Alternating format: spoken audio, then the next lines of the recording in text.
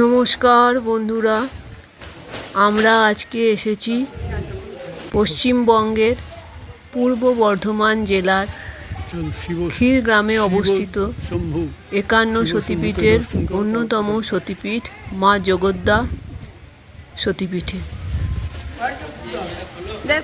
এই সতীপীঠটি বর্ধমান কাটোয়া রেলপথে স্টেশন থেকে 4 কিলোমিটার দূরে অবস্থিত ক্ষীরগ্রামে অবস্থিত সতীপীঠ। এখানে পৌরাণিক একটি লোককথা আছে যে অতীতে এখানে মা যজ্ঞদার পুজো নরবলি দিয়ে সম্পন্ন করা হতো। তা একদিন এক ব্রাহ্মণের একমাত্র সন্তানের নরবলির পালা আসে। সেই ব্রাহ্মণ তখন সন্তানের প্রাণ বাঁচাতে রাতের অন্ধকারে গ্রাম ছাড়ার উদ্দেশ্যে রওনা দেয়। ক্ষীরগ্রামের ঠিক সীমানা পার হওয়ার সময় এক বৃদ্ধা ব্রাহ্মণকে গ্রাম ছাড়ার কারণ জানতে চান। ব্রাহ্মণ তখন মা যজ্ঞদা দেবীর নরবলির কথা বলেন। সেই সময় সেই বৃদ্ধা মা যজ্ঞদার মূর্তি রূপ ধারণ করেন এবং ব্রাহ্মণকে অভয় দেন যে আজ থেকে এখানে আর নরবলি হবে না। সেই দিন থেকে এখানে নরবলি প্রথা বন্ধ হয়ে মোষ বলি প্রথা শুরু হয়।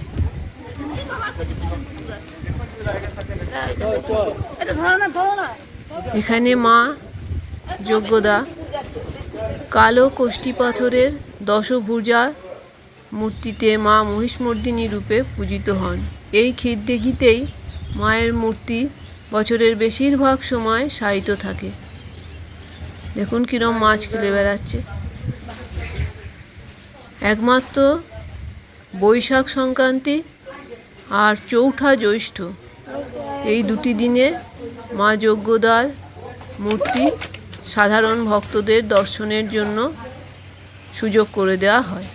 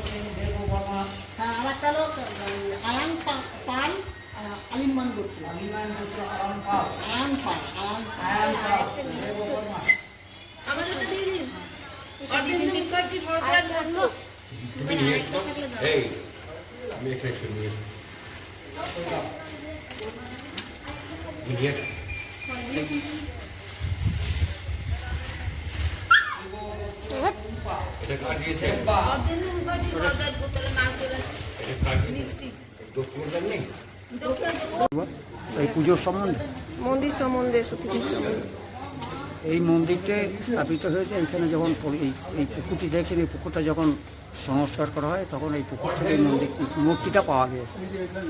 তারপর থেকে মূর্তিটি প্রতিষ্ঠা করে পুজো করা হয়েছে।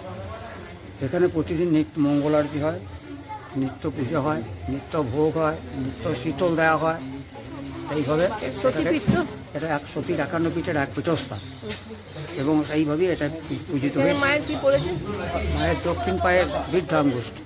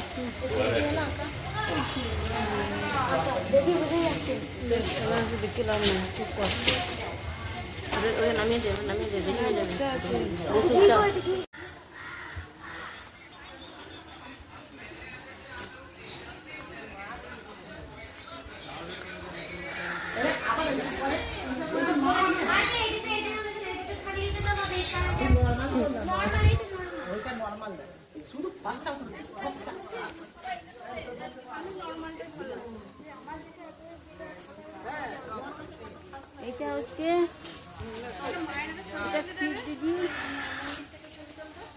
এটা হচ্ছে আসল মন্দির। বর্তমানে ওই মন্দিরে পুজো হয়। এই যে মন্দিরটা দেখছেন সাদা মন্দির, ক্ষীরদিঘির জল, এটা ক্ষীর গ্রামের, এটা ক্ষীরদিঘি।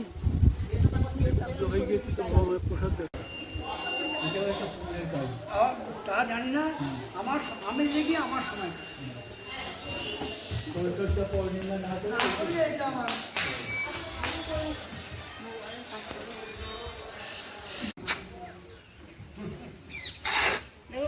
হ্যাঁ করে হাসতে হাসতে চলো খাবে, চলো একটা জায়গাতে বসে। মা যজ্ঞদার ভৈরব হলেন ক্ষীরকণ্ঠ ভৈরব। এই সেই ক্ষীরকণ্ঠ ভৈরবের মন্দির।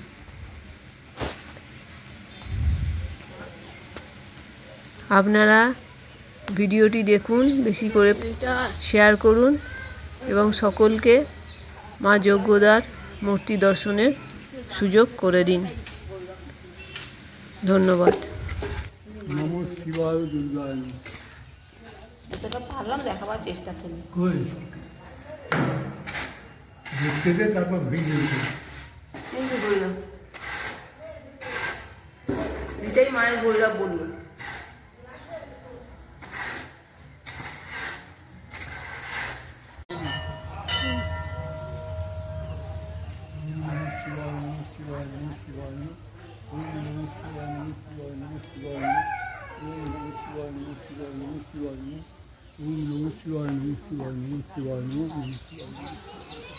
এই দিক দিয়ে ওই দিকে ভৈরব।